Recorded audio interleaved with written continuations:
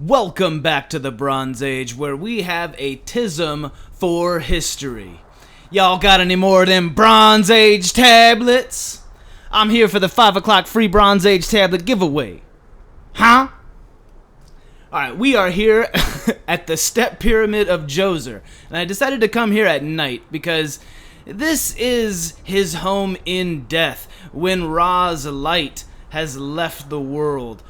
God reigns in the underworld as Osiris, and Pharaoh, when he dies, he is Horus on earth, and when he dies, he goes to become one with Osiris. So we are here at the tomb of Djoser, 4,700 years old. He was once God upon earth, and this was his final resting place. So we're gonna descend into the tomb.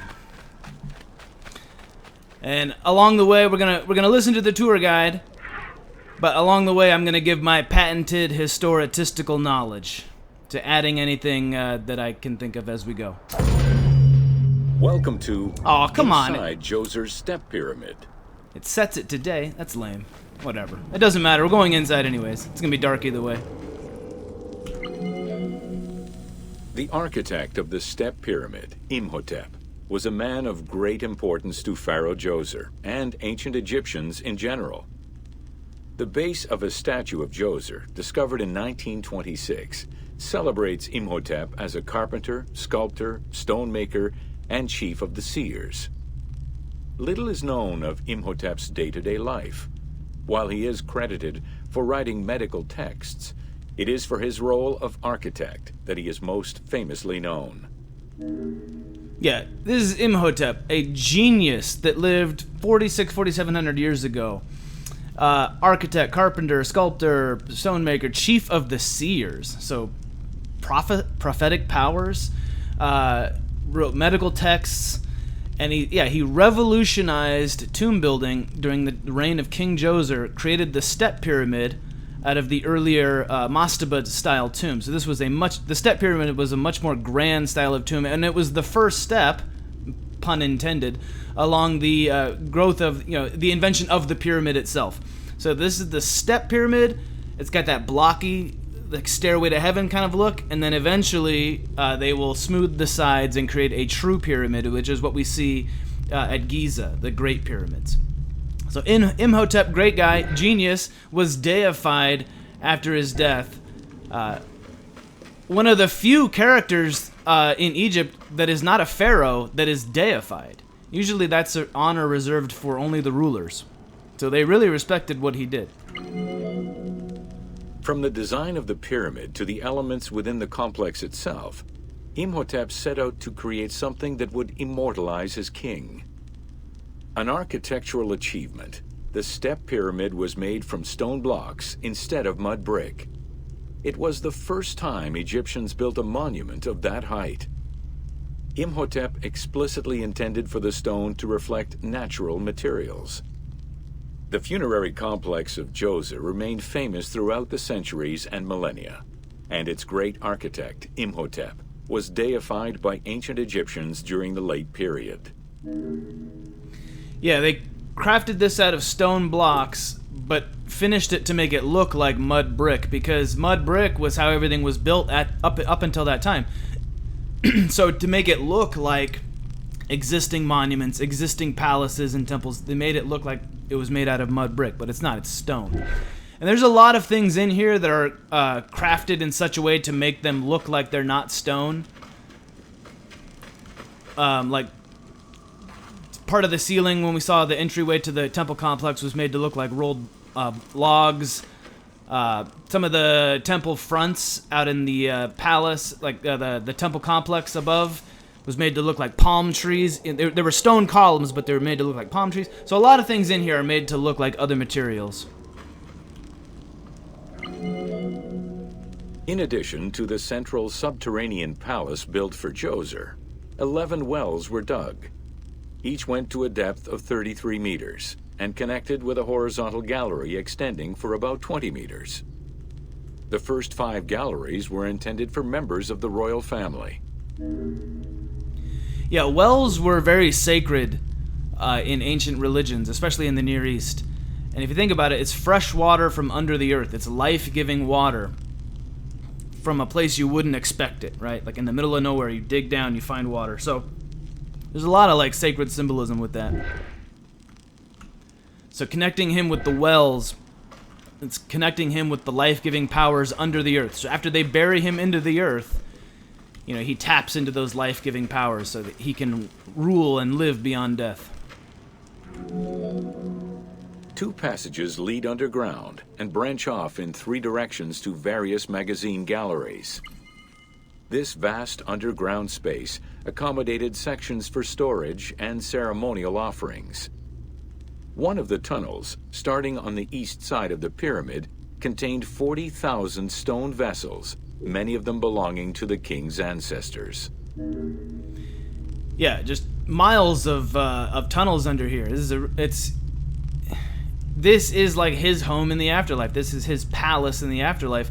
And not only do we believe he was buried here, but members of his family, courtiers, maybe even other ancestors were, you know, reinterred here. The burial chamber of Djoser is located at the bottom of a 28-meter deep central shaft. According to Egyptologist Jean-Philippe Lauer, the chamber was originally made from polished blocks of limestone, while its ceiling was decorated in 5-pointed stars.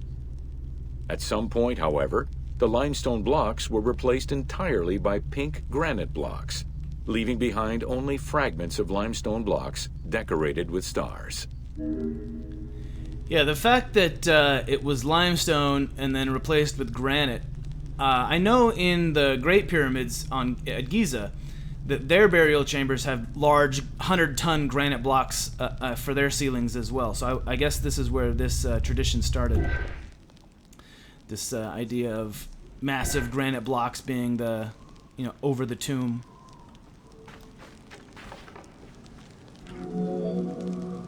At the foot of the chamber are many tunnels going in all directions.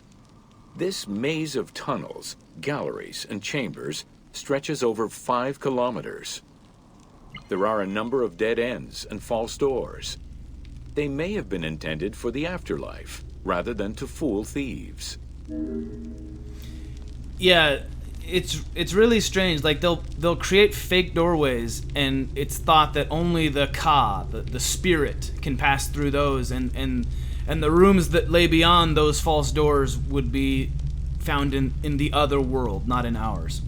So really, like, trippy, like, mystical kind of building here.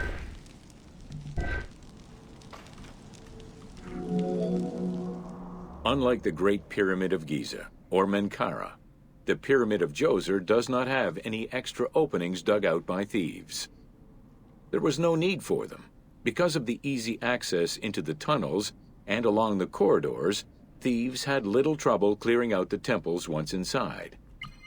It is unknown when the mummy of Djoser was stolen. All that remained was a left foot, found by French Egyptologist Jean-Philippe Lauer in 1934.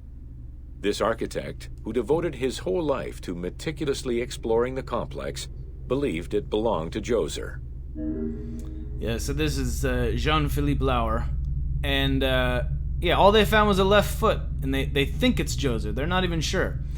And we don't know, like, in a lot of pyramids, we don't have the mummy, or any of the mummies, because it wasn't just the pharaoh that was buried here. Probably members of his family and you know, other nobles and courtiers. So those are very often gone. We just assume certain tombs are for this person or that person, but we don't always know, you know, who's who, because they were robbed in antiquity. The pharaoh's apartments, also known as the blue chambers, are decorated with blue-green tiles meant to imitate the reed matting that covered the walls and windows of his palace. The stone is carefully curved and painted to look like the rolled mats of open doorways and curtains. Yeah, so these are what they look like in real life. They look more blue than green, although some of them do look green. But in the game, they look entirely green.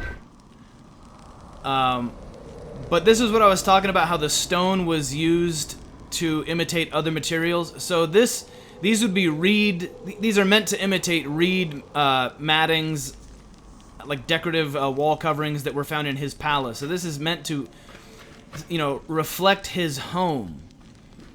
Like this is literally his home. These are the pharaoh's apartments in the afterlife. He lived here. There are 2 long rooms running side by side along a north-south axis. The south room has false doors separated by stone panels, while the north room is a corridor which allows access to side chambers. Nearby chambers originally housed the pharaoh's treasures.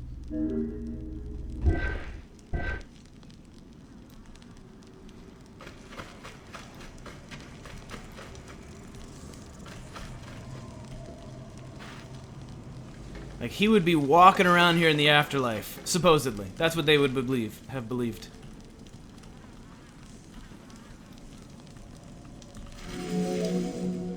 The door frames are made of fine limestone and carved with the king's name. As in the south tomb, reliefs are carved into the doorways. These reliefs show the king performing rituals and visiting divine sanctuaries for all eternity.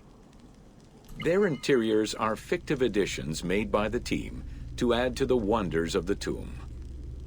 It is clear from the elaborate detail and scale of the complex that this funerary monument was a technological marvel of its time. Yeah, here's an example of one of the sections of the apartments. The name of Djoser above.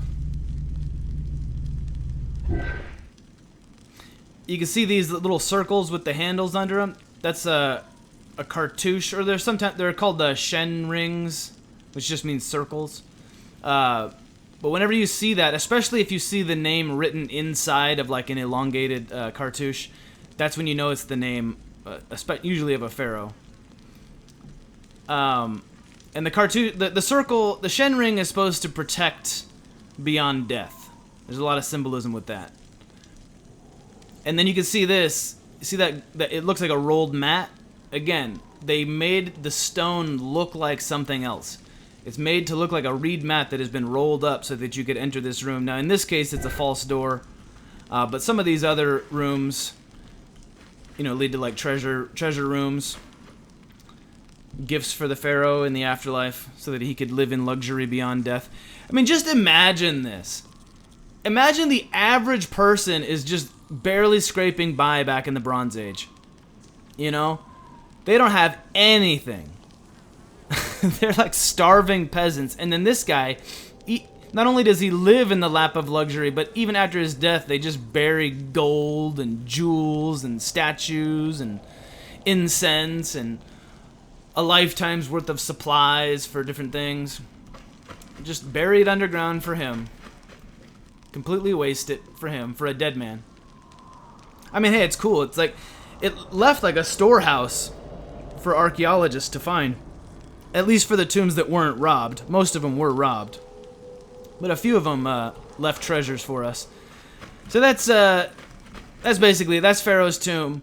I'm going to continue making videos in this playlist if you like these discovery tours. The next one, we're going to go look at, you know, the next levels of pyramid constructions. So this was the step pyramid of Djoser. And then the next one, we'll look at, you know, the actual pyramids as they become the actual pyramids. So I'll see you next time in the next video. Peace.